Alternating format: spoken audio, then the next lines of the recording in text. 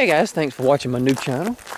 Instead of me sitting in the room staring at a wall, thought I'd come to you and pose a question this morning while we take a walk in these beautiful Oconee forests. Let's talk about texting for a few minutes. I'll give you my opinion and then you give me yours. And that's why I made the new channel, because I learned from you guys. Okay, so texting. Texting is instant gratification. Would you agree? Instant information. You don't have to wait for somebody to pick up a phone or leave a message and call you back or drive over and see them. You can talk to them now. Okay.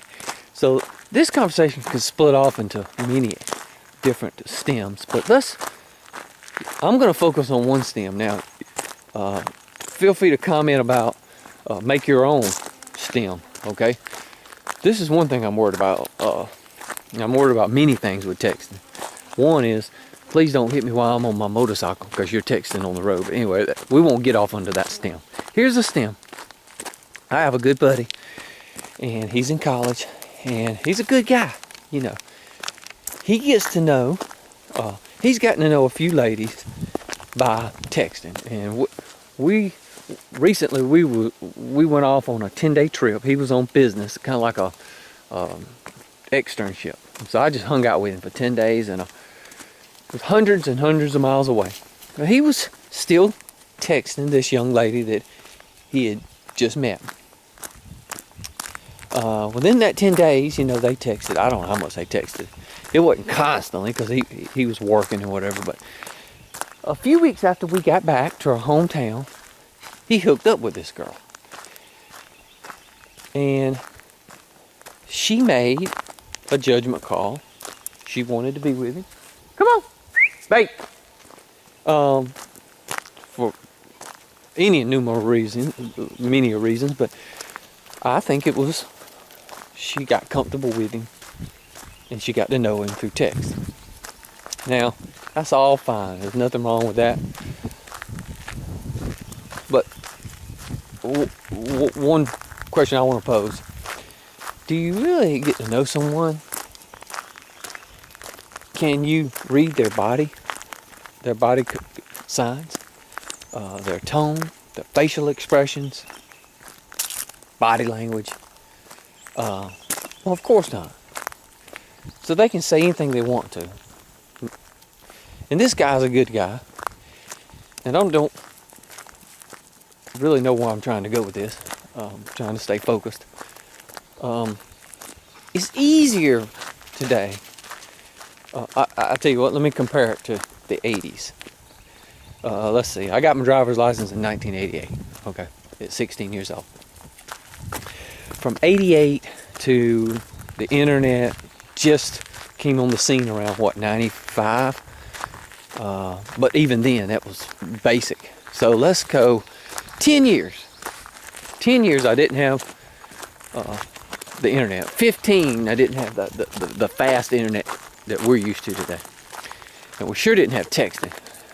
1988, it was harder to find someone to date. Now, we had to ride around in our cars and be seen, and we had to know you from high school, know you from college, or like see, you know, be in a particular organization, club, whatever, sit in the same classroom, what have you. Well, if I walked up to somebody and said, hey, let me give you a call. Well, if I got their number, they might not be home. Okay? Or their answer machine may pick up. You know, I had to wait till they was actually physically home. And then I had to talk to them on the phone. And if I'm talking to them on the phone, I ask them a question, they're put on the spot. For texting, I can ask you a question. I don't have to be embarrassed about it because I don't have to look at you when I'm asking you. And you can take your time and form a proper response. I'm not putting you on the spot.